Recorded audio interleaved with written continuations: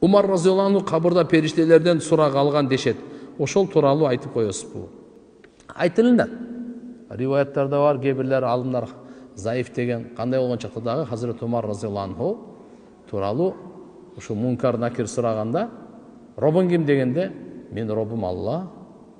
Силер экөөңөрдүн робуңар ким деген да. Мункар накир деген бейтаныш таныш эмес. Мункар накирдин котормосу ушундай. Өмүрүңдө көргөн эмессиң да. Интернеттен вообще көргөн эмессиң аны. Өңүңдө да көргөн эмессиң, түшүңдө да көргөн эмессиң да. Ушундай эки периште келет да кабырда. Анан сурайт анан, робуң ким дейт. Диниң кимде, кайсы дегенде, Умар разы мен диним ислам, экөөңөрдүн диниңер кайсы деп сураган экен.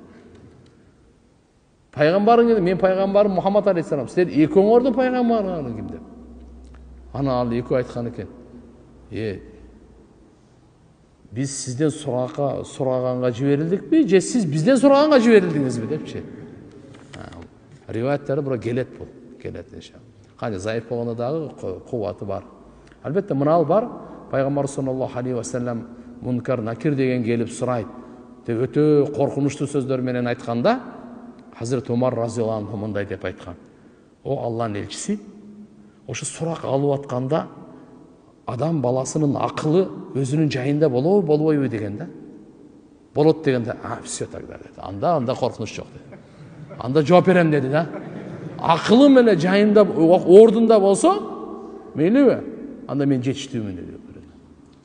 Машалла, машалла. Умар радияллаху анху эмне деген?